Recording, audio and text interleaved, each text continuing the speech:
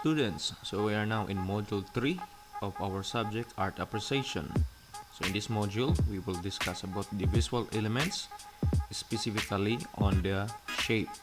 So last module we discussed about the visual elements in terms of line. So now we are going to focus on the visual elements that what we call shape. So shapes can be used in art to control your feelings about the mood and the composition of an artwork. So the visual elements of shape can be natural or man-made. It also be a regular or irregular,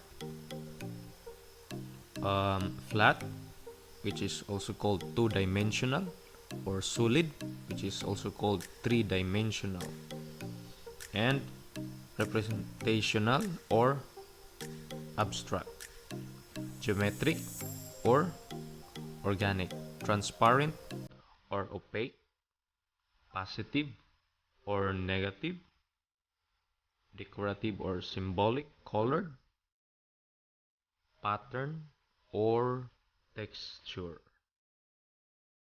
Okay, so there are two main elements in perspective drawing.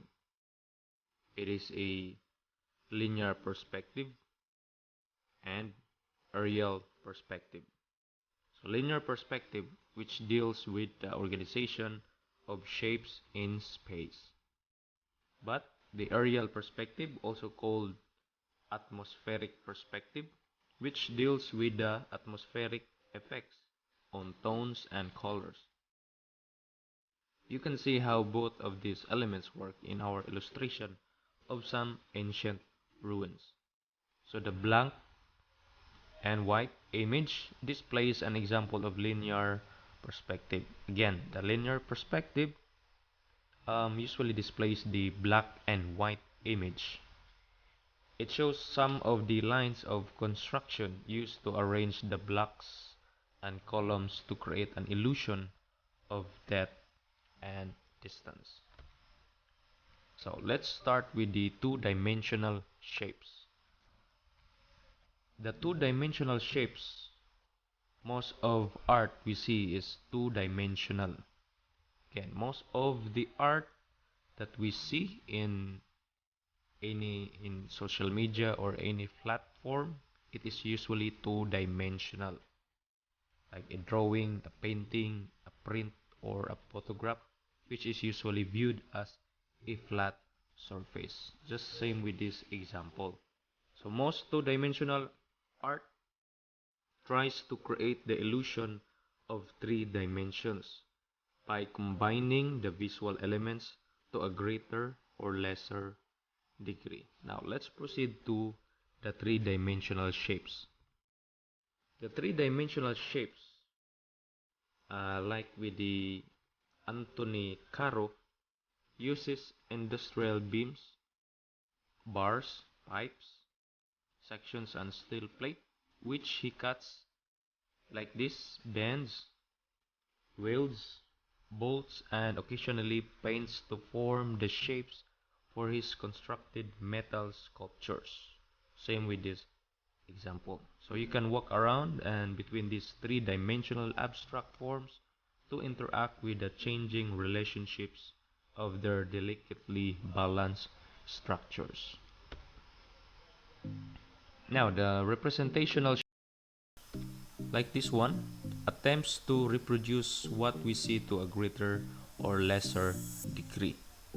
Representational art is the blanket term we use to describe any artwork whose shapes are drawn with some degree of visual accuracy, like the what we call realism. However, it's not the sole objective of the representational art. It can be stylized with various levels of detail, from a simple monochrome outline to a fully rendered form with color, tone, pattern, and texture. Now, the abstract shapes. It attempts to stimulate an emotional response by arranging the visual elements in a harmonic or dynamic configurations. So much in the same way that a musician uses sound, pitch, tempo, and silence to compose a piece of music. So a musical analogy has often been used to help describe the effect of abstract art on the viewer. So there are meanings behind the art of an abstract shapes. And then we also have positive and negative shapes. So the positive shape, this is the actual physical form of any shape. However, the negative shape, this is the space between and around the physical form of any shape. So when we look at certain shapes in this work, their form appears to either advance or recede depending on their adjacent shapes and colors. Despite the fact that they are flat on the same plane, just like what I've mentioned earlier, a two-dimensional shape, they alternate between a positive or negative reading of their space. And we also have geometric shapes, just like this one. Geometric shapes were originally formed mechanical using a ruler. As we can see here, we have is many straight lines, or they use compass. So there's a round shapes there. However, today, even the most complex geometric forms can be easily created using digital imaging software.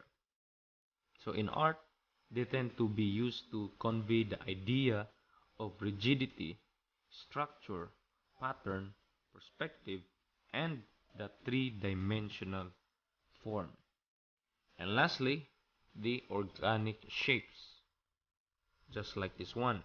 Organic shapes are usually natural, irregular, and free-form in character.